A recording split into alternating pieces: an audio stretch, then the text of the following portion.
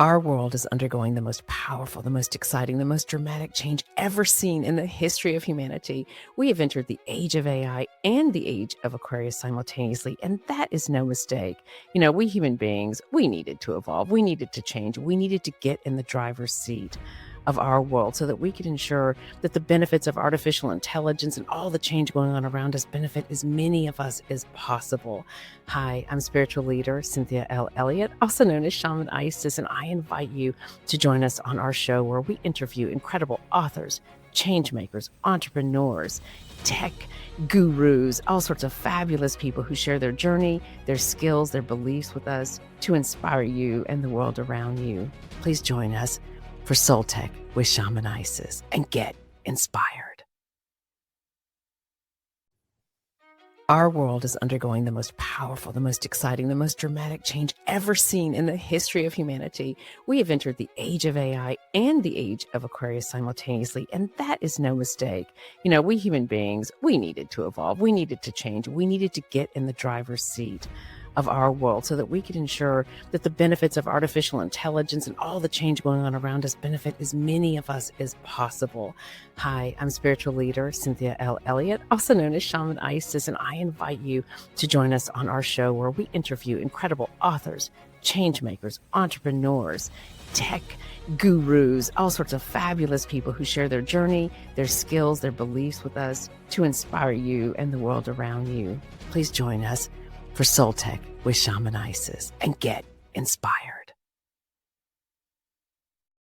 Hey, and welcome to Soul Tech with Shaman Isis. I'm your host, Cynthia Elliott, also known as Shaman Isis, and I am super excited about tonight's show. We have a special co-host guest, Mr. Billy Dees himself. Hey, Billy, what's up?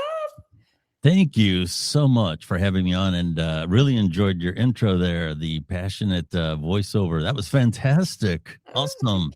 Thank you. Yes. That's new.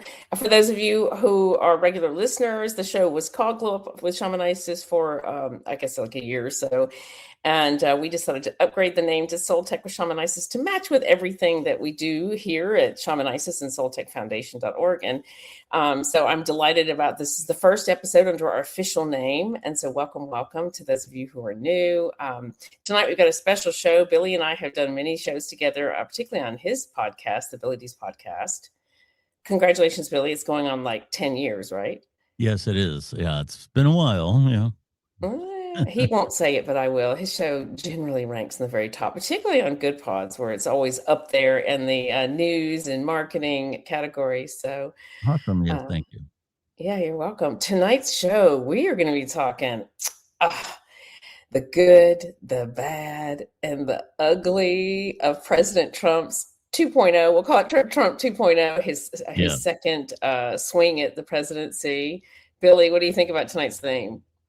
Well, it's great. And, in this day and age, how well this is going to be received, I don't know, because you're either on a team or you're against it. That's the way things work now. And when I say I support President Trump, it's not because of any, ideology that I'm trying to advance, or I personally like, him. When I say I support a president, I support their presidency and most of what they're doing. No president, I don't care who they are, does everything perfectly. And in a country of 300 and some odd million people, there is no way that everyone is going to agree with everything that a president does. So it's nice to have a nuanced conversation about this. But like I said, I know from what I get on the show, I have a lot of Trump followers, and when I criticize this Trump, the negative comments always come in, and you can't, like I said, it's very hard to provide nuance these days. So I hope the audience allows for that. This type of discussion is what we need more of, rather than yay, he's my man, or no, he's the devil. There's nothing in between in today's world. Yeah. So hopefully we can cover that a little bit. I agree.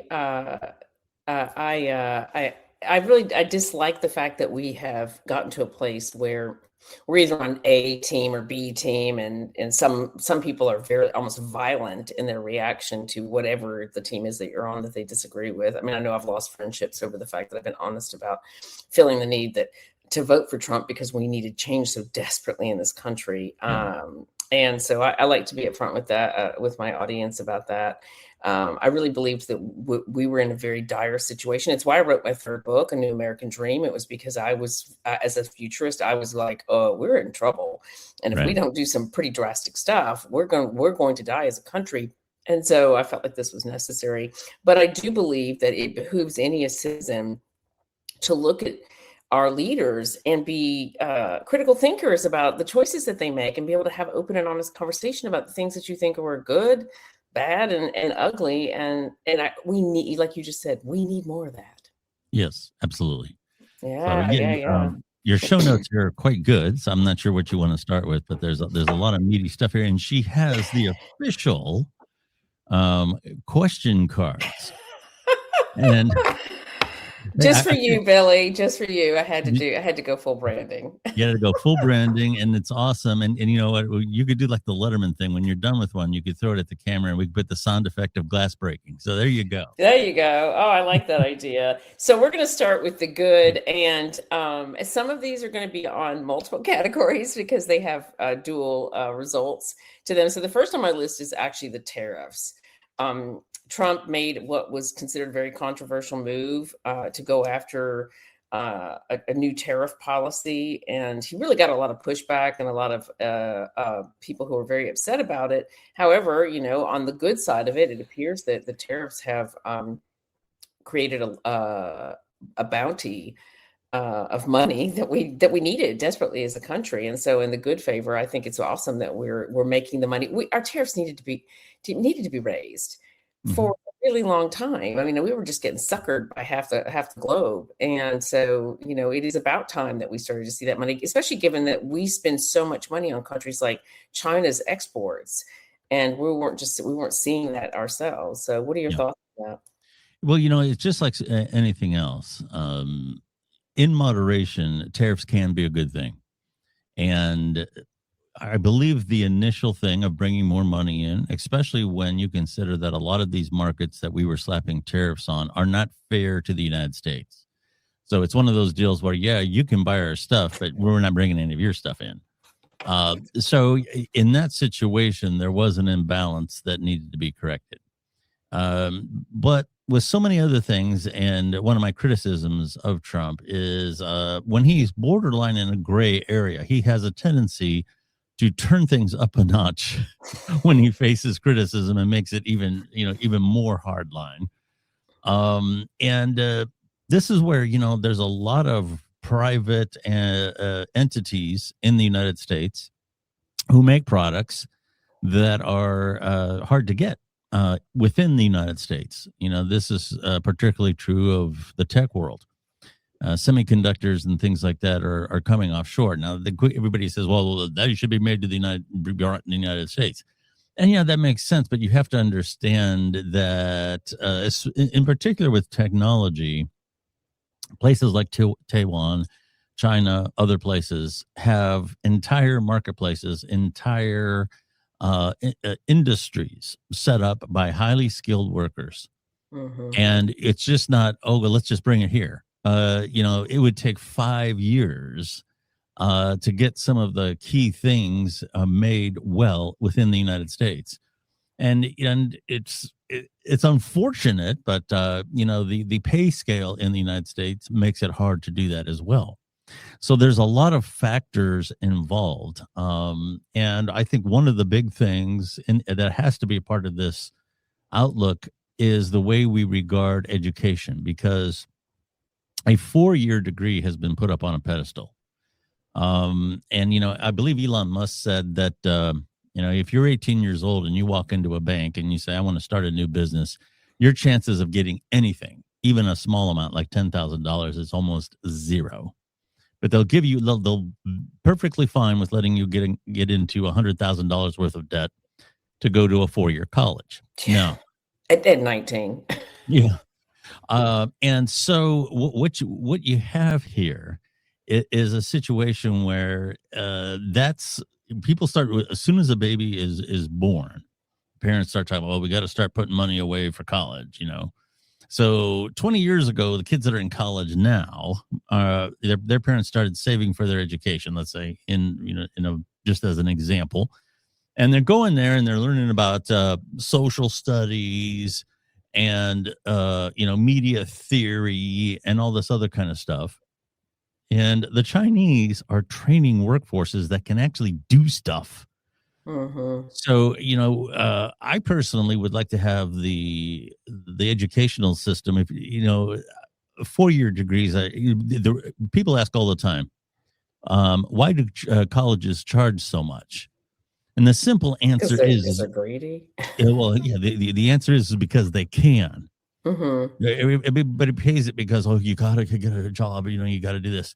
I really kind of like the idea of, even if you want to be a doctor, I say after high school there should be some sort of a 2-year pre-med program. And then you go into, why does a doctor need to learn social studies and media theory and waste all his time or her time on that BS? Okay? Yeah, that's all that's padding to drag it out. I really think we could have fitted it into 2 years. Oh yeah, and the same goes. Why not go into pre-law right away if that's what you want to get into, or anything else? And I think on that order, electricians, electric engineers, plumbers, all these things should be thought of in the same way. There is absolutely no reason why a plumber or somebody who everybody in the United States wants a nice house. Okay.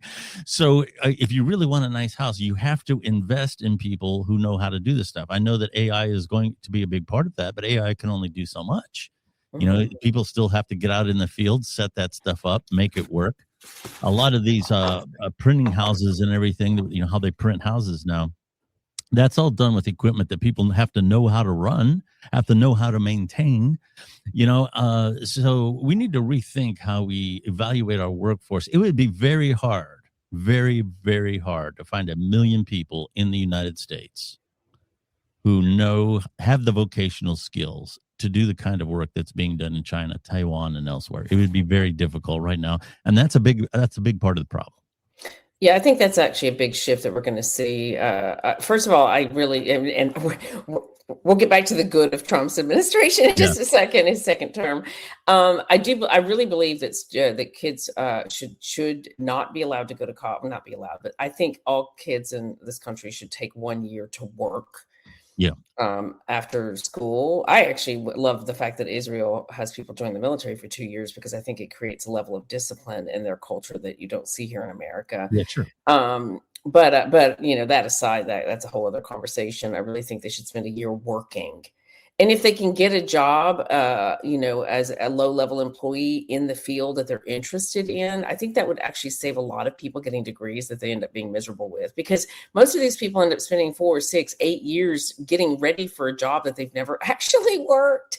Yeah. And then they work the job and they're miserable because they were in pursuit of something that they weren't even sure what that the actual experience of that job was. So anyway, so back to the topic at hand, tariffs. I think it's a big win for Trump, because we needed a lot of money, and we also, and beyond that, it wasn't just about the money. It was about saying to the world, America is done being taken advantage of. Especially, it was really there during Obama and Biden. And I'm sorry, this is just the truth. I was a Democrat for a really long time. Sure. And I was very upset with some of the choices that were made by both of those presidents. I mean, it was embarrassing on the lack of strength, the lack of sticking to what they actually committed to and said. And I felt like that made us look weak. And watching, particularly towards the end of Biden's term, when it became very obvious to everybody that he was really struggling to even function on any level, it was very clear to me for his entire administration that he was not the president of this country. But you could see it in the behavior with the other leaders. And what nobody seems, and I never hear this talked about with Democrats, nobody was acknowledging that if the president of the United States is sitting across from world leaders acting befuddled, what the hell does that say to foreign leaders about where America's at and what they can do to America? Anyway, it's nice to see us going back to them and saying, I'm sorry, but you've had a free for all for the last few decades and we're done. It's time for you to start paying up. But as far as the bad, because we're doing the good, the bad, and the ugly, the bad is that to some people are claiming, and I don't know if this is really true, that the tariffs have actually caused an increase in prices.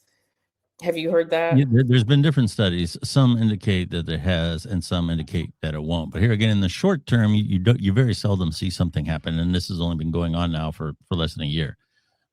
This starts to take its toll as time goes on. I know a lot of small businesses have been impacted. There's been a lot of local businesses here, for example, that sell the different types of rugs and imports. Ceramics, all these things that have been imported, and they've had to hike their prices to get by because they just simply cannot just absorb that. Now, you could make the argument that people that buy that kind of stuff, those things aren't necessities. People buy them out of desire. So it has less of an impact because people who have the resources to spend money on fancy china will buy it if they want it. But you don't know. In other cases, there are other things that are more critical to everyday function. And I think the studies are still kind of unclear on exactly where this is going to land. If this continues, then I think we might have some better data over a period of time.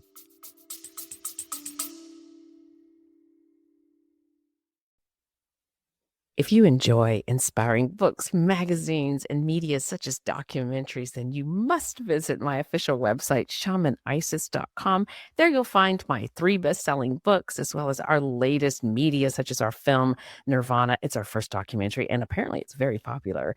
And if you love to go to events and get invitations to cool stuff, you definitely want to sign up for my email list. So go check it out at shamanisis.com. Yeah, it's interesting. It is. It's been interesting to watch. It's such a huge shift.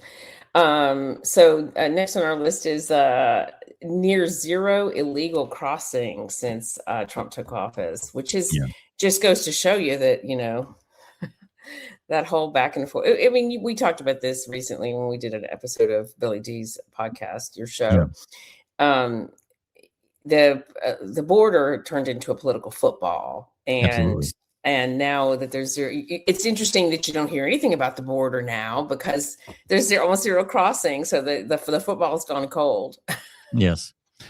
This was, we talked, this really started to become an issue during the Reagan administration, and he wanted to do something about it then. And it's become a political issue that both sides have manipulated since Reagan. Bush, for example, let a lot of border crossings happen, and one of his critics was Obama when Obama started running. And it was the positions were entirely flip-flop then. It was Obama who was saying you can't have a controlled society when you got people coming in and you don't know who they are, what their intentions are, which he was correct. Okay. Right. So we have the situation now where the last 5 years was unchecked flooding across the border. And I quote Senator Kennedy on this from Louisiana. He made the statement that you lock your doors at night, not because you hate the world, but you don't want anybody coming in until you know who they are. And that's the common sense attitude that has been lost in all this. Left-leaning individuals will make no distinction between illegal and legal immigration. They just say conservatives and right-wingers are they hate immigrants. And they just make no distinction at all that it's a security issue, no matter who is coming across unchecked, that they shouldn't be coming across unchecked. And I've said this, I'll throw this out there. I don't want to get the conversation off track, but I think not only have a criminal element been allowed into the country, but even the FBI acknowledges that there could be some really bad actors in the country right now. Yeah, there are. I'm telling you, it just isn't intuitive. There are some really bad people in this country, and they were allowed in.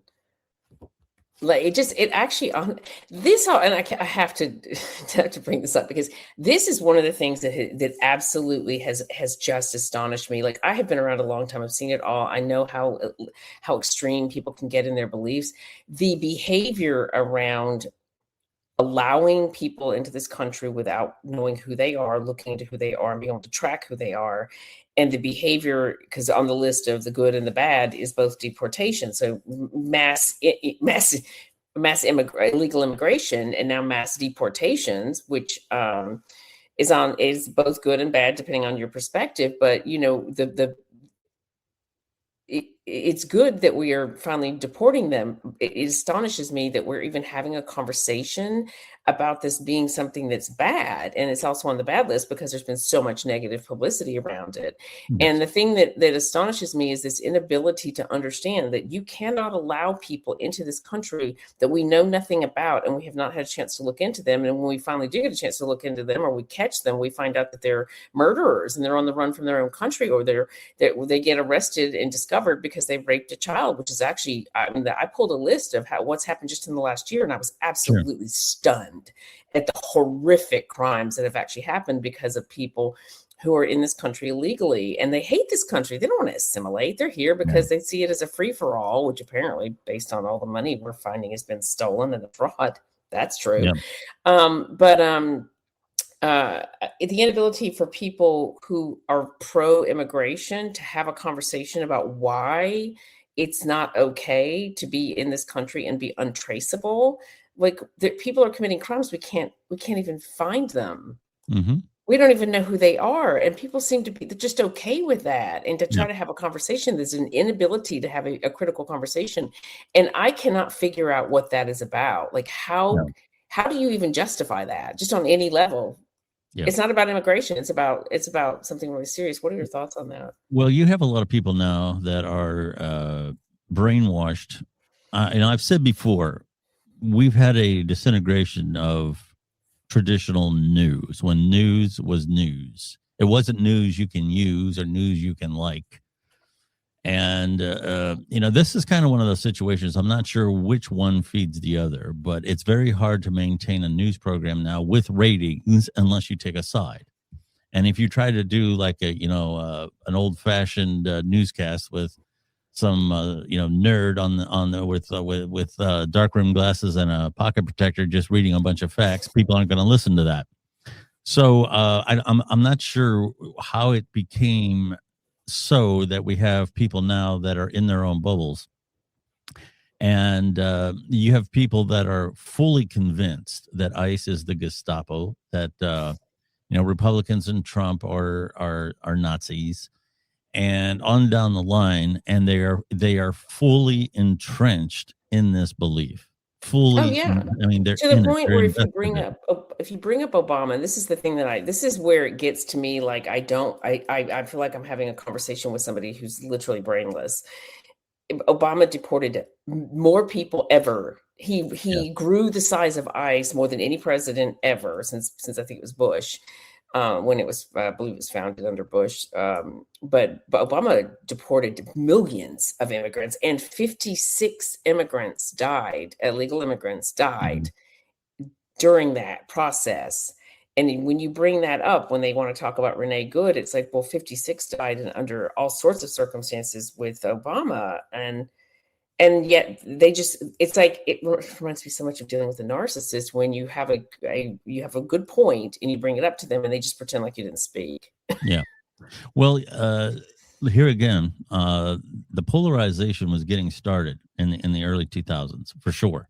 But when Obama took office, which was 2008, 2009, when he was actually brought in, the social media did not have the power that it does now. It existed. I had a Twitter account probably about that time, but the Facebook and all that existed.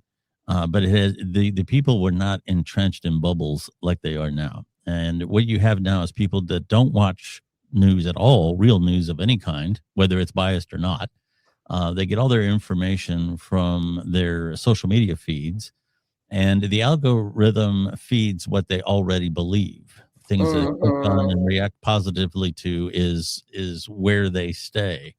And I don't think these people are some of these people that think, well, first of all, I always make a little joke. If you can't tell me who the Axis powers were and the Allied powers were during World War II, I don't want to hear any lectures about Hitler. And most people don't know basic history. They don't know the Battle of the Bulge and anything. But they're gonna tell me about Hitler.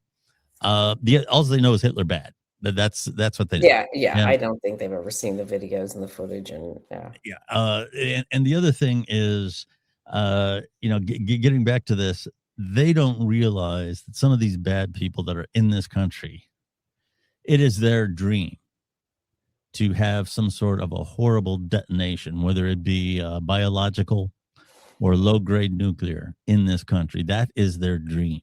Mm-hmm. And a lot of them would love to go out in that ball of fury. That would be their ultimate desire is to martyrdom themselves in a nuclear explosion, not brought in by missiles, but walked right across the border. And the only saving grace that we have with this is that the knowledge of how a nuclear reaction is done, the genie's out of the bottle. There's no putting it back in. Okay, that knowledge is out there, and it's not as exclusive as it was during the 1950s. However, getting all the componentry, especially when it comes to the devices that set off the reaction on all these things, there's only so many sources for that in the world, and the intelligence agencies around the world do a pretty good job of when stuff starts accumulating somewhere. Right. We better check this out. Where's this stuff going? But it's not impossible. And, there's a lot of, especially from the old Soviet Union and stuff like that, there's a lot of stuff that's unaccounted for. That's not spoken about too much, but a lot of people don't know where that stuff is. So the potential for something like that is real. And I would say it's more of a threat than an incoming missile. We're always afraid of World War III, and we think about this giant missile coming in. But quite frankly, I'm more concerned about a lone wolf going out there and blowing himself up in the back of a van, and just enough to throw radiation through an entire city. Right. Yeah.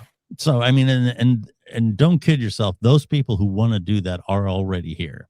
Oh, yeah. I mean, it's crazy because, when you used to say things like that, there wasn't really a lot of evidence around, but all you need to read is on social media for a little bit, and you'll see videos of people who are in this country illegally and legally. Some of them have become citizens. Some of them are politicians, and they absolutely hate this effing country, and they want horrible things to happen to, particularly to white people, which is, I'm not saying to upset people. The fact is, the white hatred is bizarre. I mean, it's so strange to me at this point, the delusional behavior. It's like, I don't know. It's difficult to hear. I honestly, there's parts of me that really almost wishes I was the person I was 10 years ago, or actually I'd say before 9/11, honestly, when I didn't know so much and see so much, because it's difficult to maintain, to be a carrier of love and a spiritual leader and see just how much evil it has become obvious. But I guess, it was always that way. It was just hidden.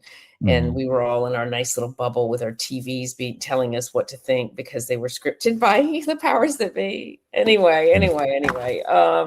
Next on our list of the good, which I guess depending on which end of the stick you're on, you might think it's bad, is Doge. The government efficiency cuts, which I was on the one hand thrilled, but I have to tell you, part of me has been getting kind of pissed off for all year. I got to a point where I couldn't hear it anymore because I was like, if I hear about one more person, like the $700 million found in suitcases in the airport in Minnesota or Minneapolis, whatever it was. My sister, when she got sick with cancer years ago, it was a cancer she got from being a human trafficking victim. I could not get her help from the government agencies, particularly the one that's supposed to take care of you when you're dying. And I couldn't get her help, so that she could have the best, better health care and a proper medicine and a place to stay and all that stuff, just the basics, really. And the woman told me that I kept saying, why it has been 6 months and she doesn't have that much long to live. And she told me that they were waiting for her to die because they didn't want to take on the debt.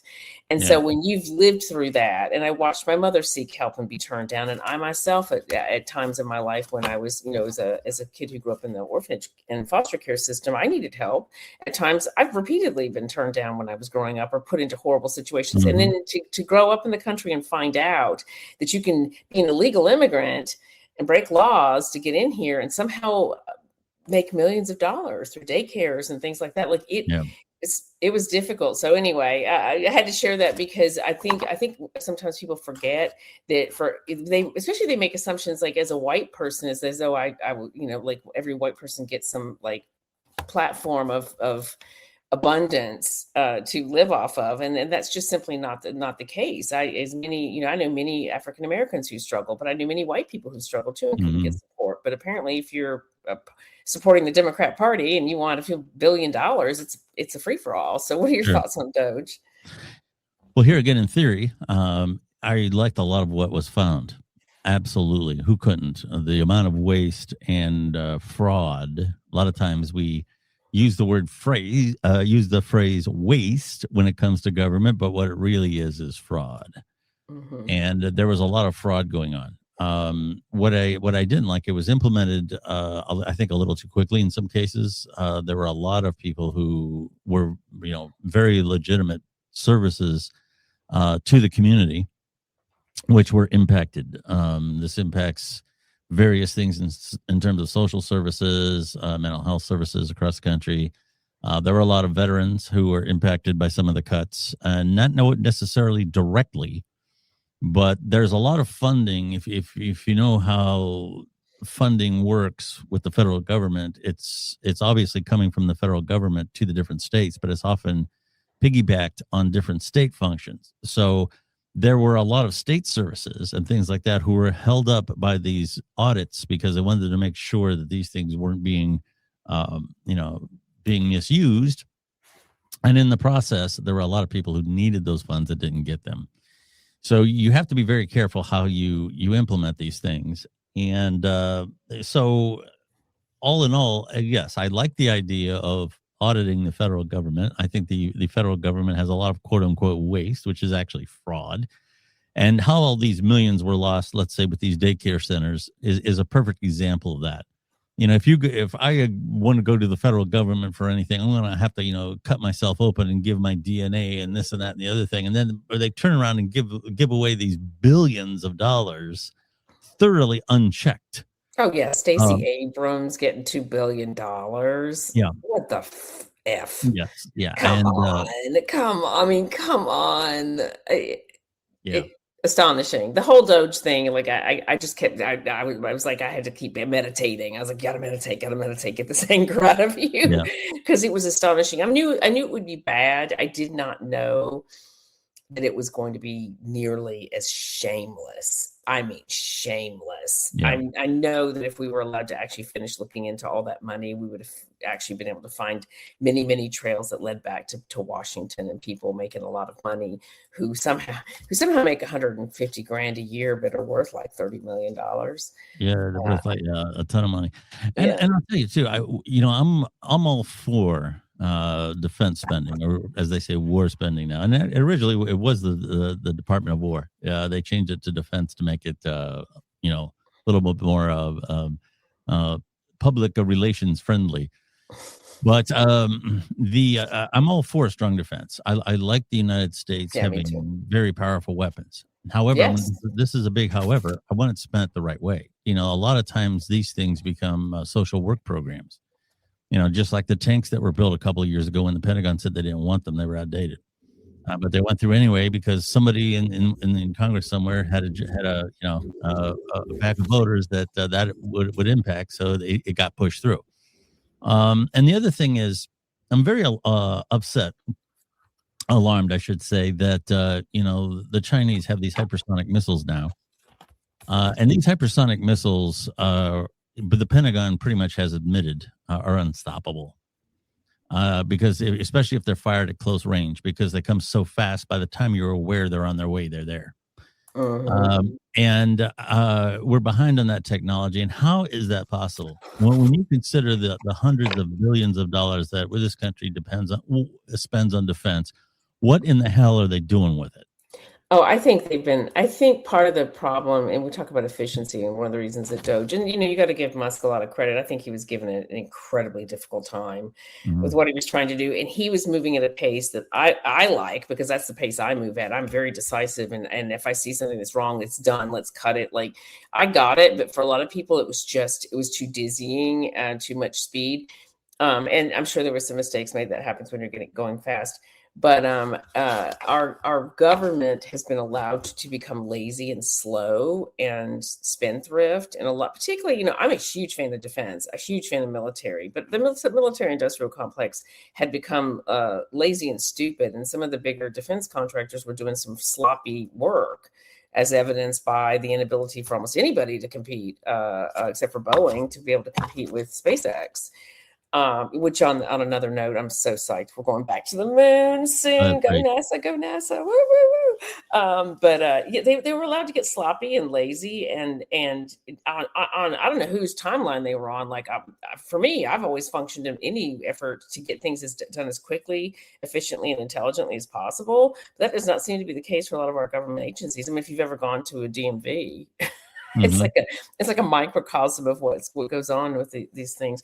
And on top of that, because they were allowed to just, I think it started, in the 80s with the excess and the Cold War.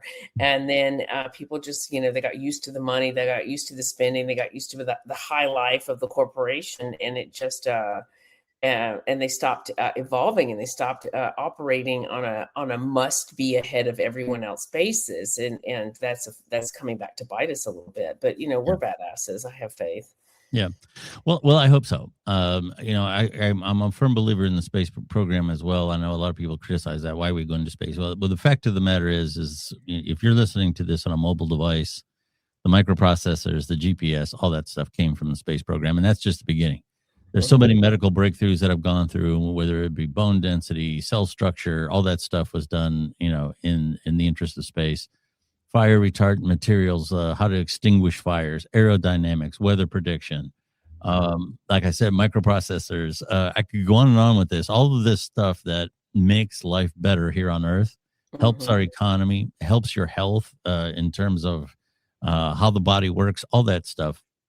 We've gotten dividends from space exploration that NASA, in my opinion, is probably the most worthwhile program that government has ever Oh, had I in terms of what they. 100% agree with you, Yeah. Billy. Like, I've been a huge fan for decades. I was very fortunate to get the chance to work with people at the space program, particularly Johnson Space Center, because of a client that was doing work with them.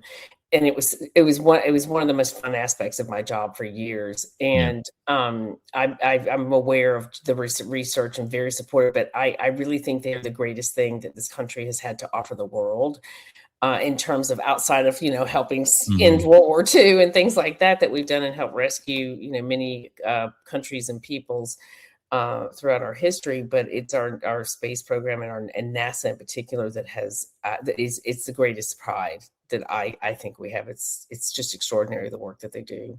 Yeah. So I'm all for that as long as it's. And here again, NASA's budget is an infinitesimal fraction of the overall budget, and almost nothing in comparison with what defense gets. And Hmm. here again, getting back to defense, I was very angry during the Iraq War, hearing about soldiers who were having their parents send them bulletproof vests, Oh, I having their know. parents send them bullets. This is absolutely insane. It Yeah, is I absolutely know. insane. If we can't give the soldiers on the ground, the very brave men and women on the ground, the materials they need, then if I was president of the United States, and one more bomber being bought, everything freezes right now until the ground soldiers have everything they need, including the health care for when they come back with Oh. either with a physical injury or PTSD or whatever it is they need. They should Mhm. have to stand on their head and go through a bunch of red tape to get the help that they need. Yeah, our Um, soldiers should have the finest care when they return. That was the one time with Doge that I got really pissed off when yeah. they were cutting and slashing, particularly things like mental health. and people suddenly couldn't get an appointment. And I was like, no, no, no, no. Now you can move on all sorts of other things, but if it's going to touch someone's health care, you need to Yeah. go a little bit slower. Save that till you guys have gotten your feet wet. And we're a couple months in. I remember it was like happening so fast. This was just a few weeks into Trump taking over. But on a separate note, in terms of good and bad, I remember when they were trying to implement Obamacare, and I was getting angry because I was trying to explain to people, how do you think this is going to actually work? We have had the VA for years under the government auspice of the government, and we've screwed it up completely, and it's a hot mess, and they get treated like garbage, and they have to wait forever. And like, if you think we can't run the VA, but we're somehow going to run healthcare for every American, you're insane. Like, I was really upset about it, and so I'm happy to see that Trump in the good category will hold off on criticizing something that we don't know, but his great healthcare plan, where Americans will get to choose, and the prices will come down. I mean, it's about time that we're not insurance world's bitch. Yeah. Well, it's insurance is medical insurance. I'll say this, and because we could do a whole program about this, but the concept of insurance really doesn't belong in healthcare. Yeah, no, Insurance is a backup plan. And it works for car insurance, because if let's say we want to start our own insurance, and there's 100 of us, and we each put a small amount into a big pot, and that's predicated on the notion that of 100 people, probably none of us, maybe one or two of us, will have an accident. And if it does happen, there's money to pay for it. And if we go into the next year, whatever funds are left over, we can retain those and add to it again. And as an insurance company, that's where your profitability comes in. Now, the reason that doesn't work with healthcare is it's guaranteed everybody is going to need it. Even if it's preventative healthcare, everyone is going to get sick or injured during the course of their life. There's absolutely no avoiding it. So what this comes down to then is you have to change the idea of a backup plan, because there is no backup plan. We don't call it retirement insurance. If you live long enough to retire, you're going to need a retirement plan. Yeah. And we really need to start thinking about health as a health plan for everyone. And me personally, I kind of like the idea, and this would just be my idea, about where the quote unquote health insurance companies get bogged down is with getting nickel and dimed. Everybody turns everything into their insurance all the time, trying to get it through. Me personally, I would kind of like the government to have a insurance for catastrophic care.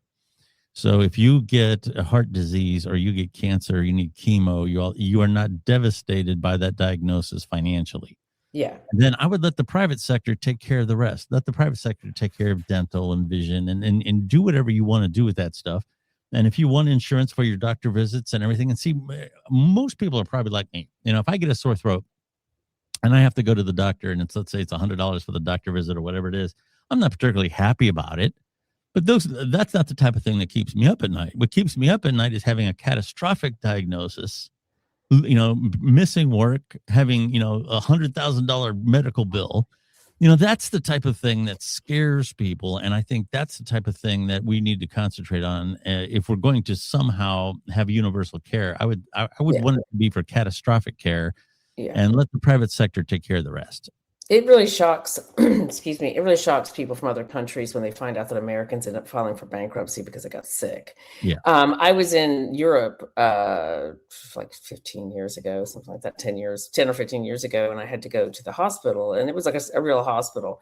Long story short, they thanked me and let me go, and I was like, well, are you going to send the bill to me? And they were like, there's no charge. And I was like, I just went to a hospital and spent the night, and you're not asking me for my passport or my driver's license or my credit card or my home address in the States, so you can bill me. Like, what?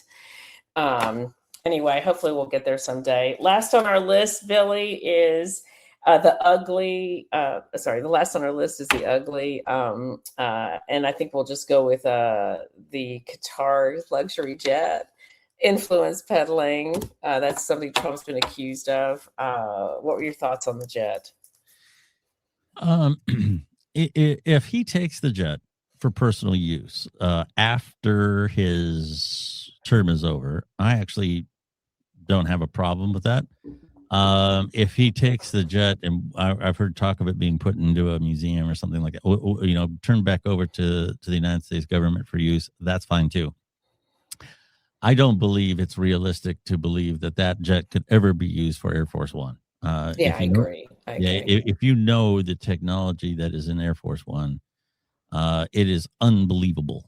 Okay, that jet is not just an ordinary 747. That thing will do amazing things in terms of the thrust, the speed, the maneuvering. It can fire missiles, even though they deny it, but it can. And the technology that's in that jet in terms of navigation and how long it can stay in the air and all that stuff is just absolutely incredible. And a lot of people don't know this, but there's another 747 that is even more radical. It's called the Doomsday plane. Yeah, they saw that recently. I think it was in LA. Yeah, and the technology that's in every inch of that plane is beyond imagination in terms of how it can withstand radiation and nuclear shock waves and all these other kind of things. And to put that plane that came that was a gift, they would practically have to completely disassemble it to make sure that there's nothing in there. That's what I thought too. I was like, how do you know there's not some kind of device in that? I mean, like, they're so small now. Yeah, they would practically have to disassemble it. They would have to hit it with all their best technology in terms of picking up radio signals and everything else, and it still would not have the capability that the Air Force One has. So I think that's very unrealistic, but it makes for a good talking point and gets the liberals all upset. Oh, I know.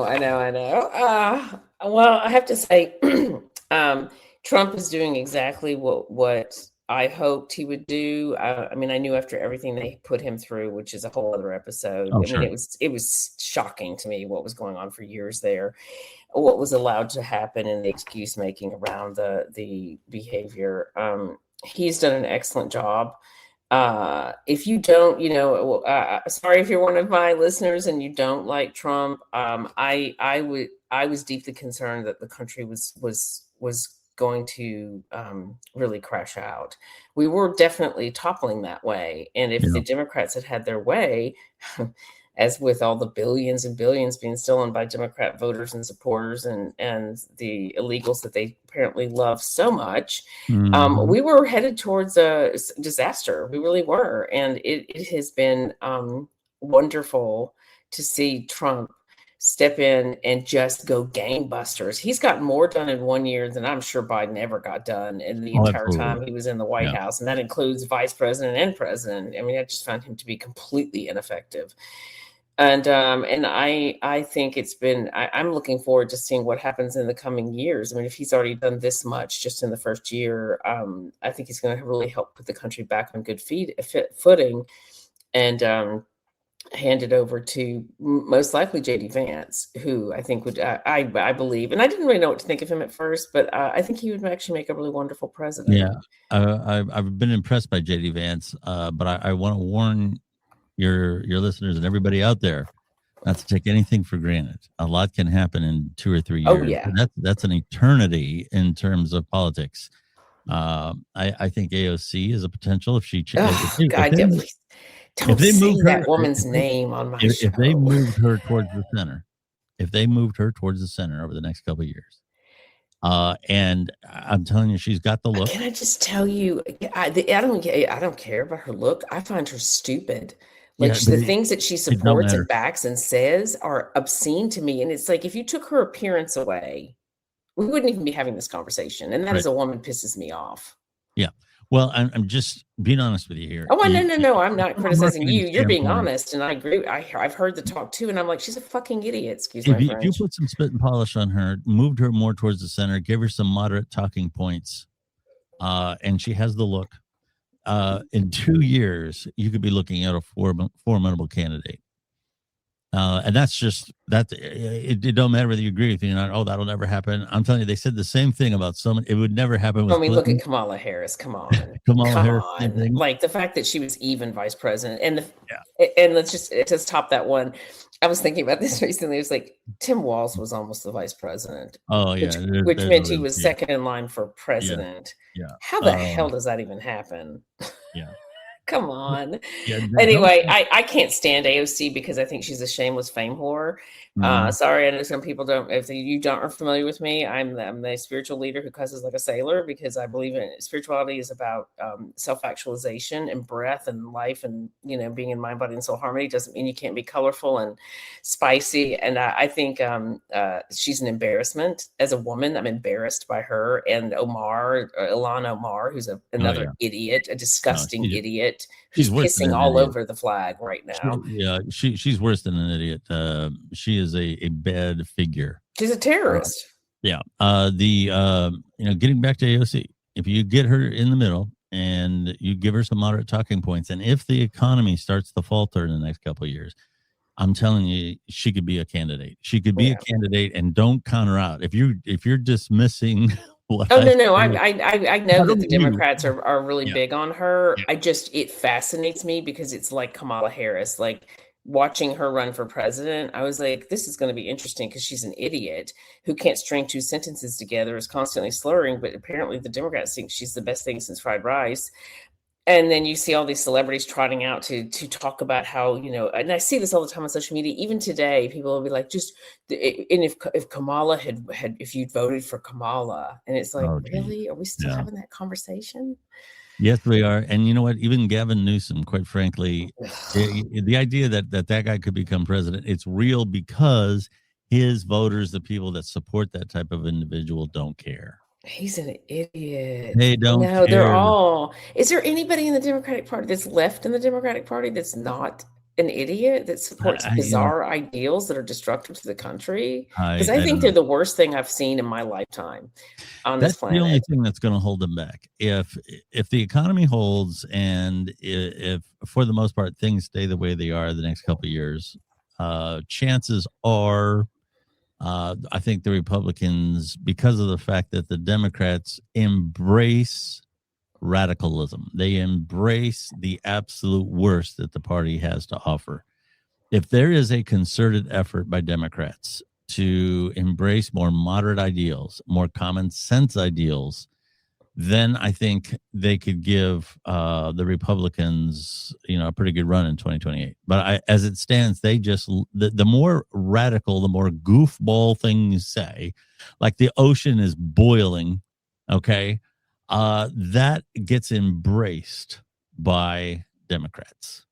There is no nuance to anything. There's no nuance to ICE. There's no nuance to immigration. Everything should just be wide open, and they're almost anarchists. They don't want any police presence, anything. As long as that continues, I don't see them putting a good campaign together. But don't dismiss the fact that they could make a good move from a marketing standpoint to create a moderate candidate, a young, light on their feet candidate, whether that's Gavin Newsom or AOC or somebody else. They need another Barack Obama. They need another young Bill Clinton. That type of figure could do well in 2028. Don't dismiss the fact that it could happen. Wow, words from Billy Dees. So Billy, if people wanted to find you or find out more about you, what would they do to track you down? Well, you can just Google Billy Dees and I come right up. The Billy Dees podcast in its current form is now pretty much over 10 years old. So we have a long history on all the major podcast platforms. We've been on them all for a very long time. For whatever reason, the growth of that podcast in the last 18 months has really, really risen. So we're very easy to find. As far as social media goes, I'm on most of them, although I have to say the old Twitter, which is now X, at Billy Dees, that's kind of like my social media home. Twitter or X is very trending. It's very real time. News happens on X as much as it is reflected there, and that just works really well for podcasters.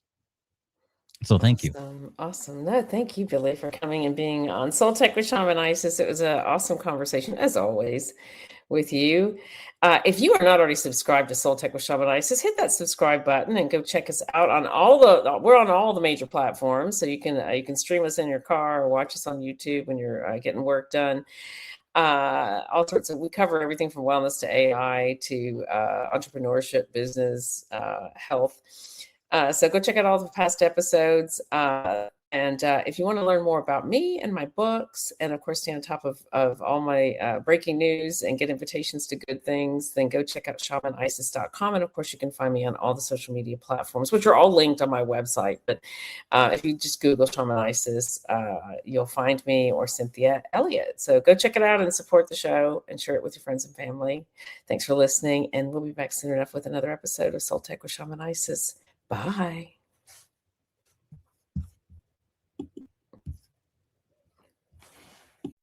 Have you ever wondered about the name of the podcast, Soul Tech with Shaman Isis? Well, the inspiration behind that is actually my 501c3 nonprofit, the Soul Tech Foundation.